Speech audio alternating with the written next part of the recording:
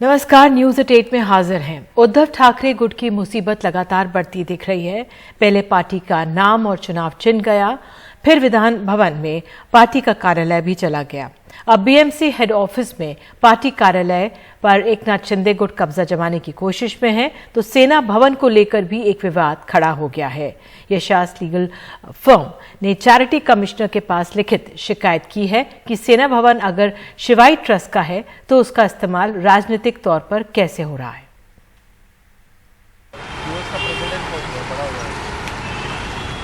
मुंबई के दादर में शिवसेना का मुख्यालय शिवसेना भवन शिवसैनिकों के लिए आस्था का स्थान, लेकिन शिवसेना में बगावत और अब पार्टी का नाम और चुनाव चिन्ह एकनाथ शिंदे गुट के पास जाने के बाद ये सवाल उठने लगा है कि सेना भवन का क्या होगा। वैसे एकनाथ शिंदे ने स्पष्ट कह दिया है कि सेना भवन लेने का उनका कोई इरादा नहीं, लेकिन मुंबई की एक लीगल फर्म ने सेना भवन के राजनीतिक इस्तेमाल पर सवाल उठाते हुए चैरिटी कमिश्नर के पास लिखित शिकायत की है।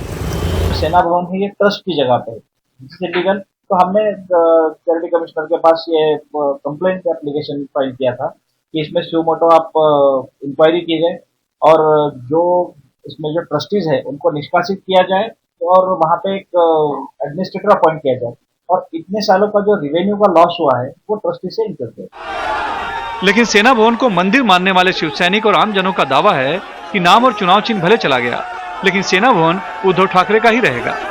सेना भवन तो हमारे पास ही रहेगा, जो बाला साहब ठाकरे का है ना ओरिजिनल उनके पास ही रहेगा। जाना नहीं जाना उधर देख रहे आप, उधर किसी का लोगो नहीं है, महाराज है और महाराज ही रहेगा और सेना भवन ही रहेगा। नहीं, वैसा नहीं जा सकते हैं कि ट्रस्ट एक्ट के अनुसार, महाराष्ट्र पब्लिक ट्रस्ट एक्ट के अनुसार कि किसकी प्रॉपर्टी है वैसा कोई नहीं ले सकता है।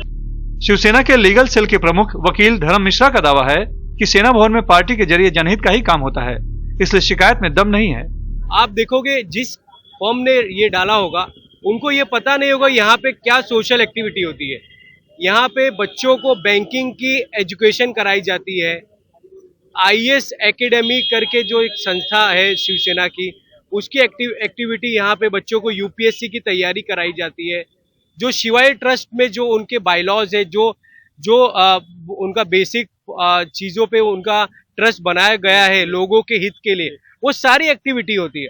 अगर संख्या बल से देखा जाए तो शिवसेना उद्धव ठाकरे गुट के पास ही रहेगा, लेकिन एक आशंका बनी हुई है कि जिस तरह से नाम गया, चुनाव चिन्ह चला गया, विधान भवन में भी कार्यालय गया, आज लोकसभा में भी जो कार्यालय है वो एकनाथ शिंदे गुट के पास चला गया, तो कहीं इस पर भी एकनाथ शिंदे गुट कब्जा न करे, इसी आशंका को देखते हुए हम देख रहे हैं कि यहाँ पर आते हैं, बैठते हैं और एक तरह से हम कह सकते हैं कि भले ये खुलकर न कहें, लेकिन एक तरह से पहरेदारी चल रही है अपना कार्यालय बचाने के लिए। मुंबई से कैमरामैन अशोक महाडिक साथ सुनील सिंह, NDTV इंडिया के लिए। छत्तीसगढ़ में ईडी के कांग्रेस के 7 से ज्यादा नेताओं पर कोयला घोटाला मामले में छापे पड़े। मनी लॉन्ड्रिंग केस में कल प्रवर्तन निदेशालय की टीम ने 14 जगहों पर छापे मारे थे। ईडी सूत्र बताते हैं कि करोड़ों रुपए के लेन देन के साक्ष्य मिले हैं। इस मामले में 9 लोग पहले से ही जेल में हैं। आपको बता दें, ईडी के मुताबिक 2 साल में 540 करोड़ का ये घोटाला हुआ है। गौरतलब है कि इस 24, 25 और 26 फरवरी को यहां कांग्रेस का महाधिवेशन होना है, जिसमें 15,000 लोगों को पहुंचना है। मुख्यमंत्री भूपेश बघेल ने एनडीटीवी से बातचीत में कहा है कि छापों पर न्यायालय जाएंगे। उन्होंने ये भी कहा कि पहली बार हो रहा है कि ईडी 3rd डिग्री का प्रयोग कर रही है। सुनिए बातचीत का एक अंश। जो सम्मानित लोग हैं उसको भी जमीन में बिठाएंगे, उसको भोजन नहीं देंगे, भोजन दिए तो पानी नहीं देंगे, रात भर जगाएंगे, राड से पीटेंगे, मारपीट करेंगे। तो ये 3rd डिग्री का उपयोग ईडी करने लगी है। पहली बार ऐसा देखने को मिला है। इसके पहले ईडी इस प्रकार से कार्रवाई नहीं करती थी। अब मजबूरी ये है कि इनको अपने साक्ष्य जुटाना है, उनको भी ड्यूटी करना है।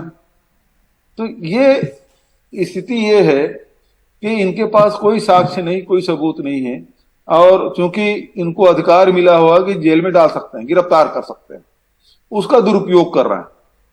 और इसीलिए हम लोग इसमें न्यायालय जाने के बारे में निर्णय लिया है कि ये अपने अधिकार का दुरुपयोग कर रहे हैं। जनता किसी भी सरकार को चुनती है और उन्हें अधिकार संपन्न बनाती है। अधिकार संपन्न इसलिए बनाती है कि देश है, प्रदेश है, वो सही दिशा में चले।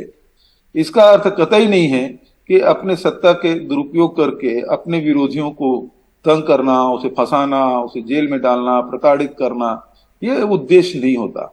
जो अभी कार्रवाई हो रही है उसे जनता पसंद नहीं कर रही, थू थू कर रही है। ये पूरी बातचीत आप आज रात 10:30 बजे भी देख सकते हैं। गौ तस्करी के शक में जुनैद और नासिर को जिन लोगों ने अगवा किया और मारने के बाद जला दिया, वो लोग हरियाणा पुलिस के करीबी थे और उनके लिए मुखबिर का काम करते थे। ये बात एनडीटीवी को मिले दस्तावेजों से साबित हो रही है। हैरानी की बात यह कि इस मामले में एक जो अहम आरोपी है उसके समर्थन में महापंचायत तक हुई है। एक एक्सक्लूसिव रिपोर्ट। एनडीटीवी के पास इस साल जनवरी और फरवरी महीने में दर्ज ऐसी 5 एफआईआर की कॉपीज हैं जिनमें हरियाणा पुलिस ने जुनैद और नासिर की हत्या के 3 आरोपियों रिंकू सैनी, लोकेश सिंगला, श्रीकांत को अपना मुखबिर बताया है। जनवरी में दर्ज इस एफआईआर के मुताबिक जुनैद और नासिर के हत्या के आरोपी लोकेश सिंगला से मिली जानकारी के आधार पर हरियाणा पुलिस लोकेश सिंगला को साथ में लेकर गौ तस्करों पर छापेमारी करने गई थी। ये भी हमें जानकारी मिली है अपने सूत्रों से कि लोकेश, रिंकू सैनी जो कि अभी राजस्थान पुलिस की गिरफ्त में है, अनिल और जो बाकी हत्या के आरोपी हैं, ये हरियाणा पुलिस के साथ गौ तस्करों के खिलाफ हो रही छापेमारी में साथ जाते थे, हरियाणा पुलिस की गाड़ी में बैठ करके जाते थे। पुलिस में हमारे सूत्र में मानते भी हैं कि इनकी मुखबिरी पर कई गिरफ्तारियां भी की हैं, जो कि गिरफ्तारियां सही भी थी और ये लोग रात में ऑपरेट करते थे। लगातार ये जो रिंकू है, ये लोकेश है, ये सब फिरोजपुर झीरका थाने में तैनात हरियाणा पुलिस कर्मियों से संपर्क में रहते थे, इनसे फोन पर बात करते थे। सूत्रों की माने तो हत्या के आरोपी हरियाणा पुलिस के साथ मिलकर गौ तस्करों को पकड़ने का काम करते थे। सूत्रों के मुताबिक 15 तारीख की सुबह रिंकू, लोकेश, अनिल ने गौ तस्करी के शक में जुनैद और नासिर का अपहरण किया। जुनैद और नासिर को बेरहमी से पीटा। पीटने के बाद घायल हो चुके जुनैद और नासिर को हरियाणा के फिरोजपुर झीरका थाने ले गए। थाने में पुलिस वालों ने जुनैद और नासिर की हालत देख आरोपियों को वहां से ले जाने के लिए कहा। पिटाई से बुरी तरह घायल जुनैद और नासिर की मौत हो जाती है। दोनों के शवों को ठिकाने लगाने के लिए आरोपी 250 किलोमीटर दूर भिवानी में शवों को बुलेरो के साथ जला देते हैं। राजस्थान पुलिस के सूत्रों की माने, चूंकि इन आरोपियों को फिरोजपुर झीरका में तैनात पुलिसकर्मी जानते थे, इसलिए ना ही उन्होंने इन आरोपियों को गिरफ्तार किया और ना ही जुनैद और नासिर को अस्पताल भेजा। उन्हें लगा कि अगर जुनैद नासिर को अस्पताल भेजेंगे तो पुलिस वालों की भूमिका संदिग्ध हो जाएगी और साथ ही साथ जो आरोपी हैं जिनसे हरियाणा पुलिस वालों की जान पहचान थी वो भी पकड़ जाएंगे। वहीं हत्याकांड के आरोपी मोनू यादव के समर्थन में मानेसर में एक बड़ी महापंचायत का आयोजन किया गया, जिसमें निर्णय लिया गया कि गांव-गांव जाकर मोनू के समर्थन में महापंचायत की जाएंगी और ये भी मांग की गई कि इस हत्याकांड की सीबीआई जांच कराई जाए। मानेसर और मेवात से सहयोगी प्रेम सिंह के साथ सौरभ शुक्ला की रिपोर्ट, एनडीटीवी इंडिया। समाचार एजेंसी एएनआई से बात करते हुए विदेश मंत्री एस जयशंकर ने कहा है कि न्यूयॉर्क और लंदन में शुरू हो गया है चुनावों का मौसम। उन्होंने कहा है कि बीबीसी की डॉक्यूमेंट्री और सोरोस का ये बयान का समय कोई इत्तेफाक नहीं है। Let me tell you one thing. I don't know if election season has started in India and Delhi or not, but for sure it has started in London and New York. What is it we are debating? We are not debating just a documentary or a speech that somebody gave in a European city or a newspaper edit somewhere. We are debating actually politics which is being conducted ostensibly as media, as so there is a phrase, war by other means. There is also, think of it, this is politics by another means. I mean, you'll do a hatchet job, then you want to do a hatchet job and say, well, this is just another quest for truth which we decided after 20 years to put out at this time. So I mean, come on, you think the timing is accidental? मशहूर लेखक गीतकार जावेद अख्तर ने पाकिस्तान के कार्यक्रम में शरीक होकर खरी खरी मन की बात रख दी। जावेद अख्तर पाकिस्तान के लाहौर में फैज़ फेस्टिवल 2023 के लिए गए थे और वहां लोगों के बीच बात बात में पाकिस्तान को आईना दिखा दिया। फैज साहब आए थे तो ऐसा लगता था किसी स्टेट का हेड आया हुआ है। आगे पीछे तो गाड़ियां चल रही होती थी, वो सायरन देती हुई, और जब आते थे तो गवर्नर हाउस में ठहरते थे।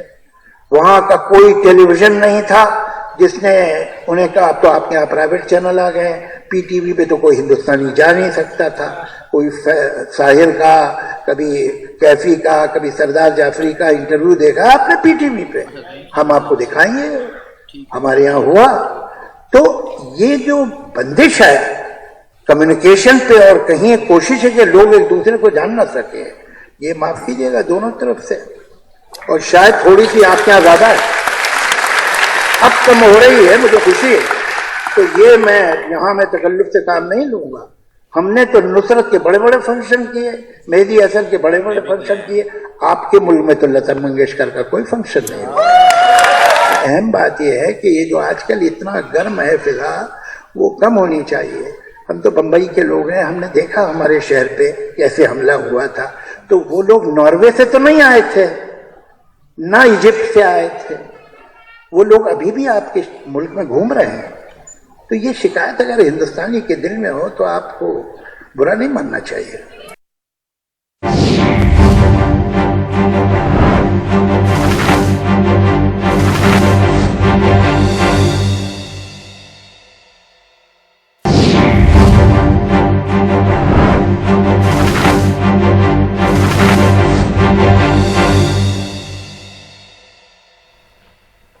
भारत और सिंगापुर के बीच डिजिटल लेन देन अब आसान हो गया है।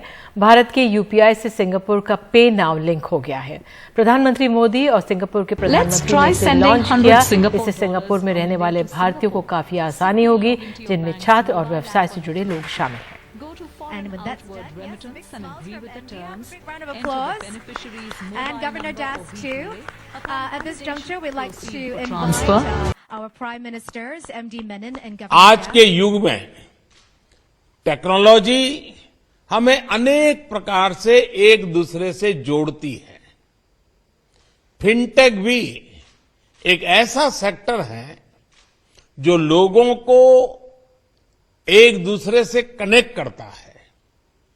सामान्य तौर पर इसका दायरा एक देश की सीमाओं के भीतर ही सीमित होता है, लेकिन आज के लॉन्च ने क्रॉस बॉर्डर फिनटेक कनेक्टिविटी उसके एक नए अध्याय का शुभारंभ किया है।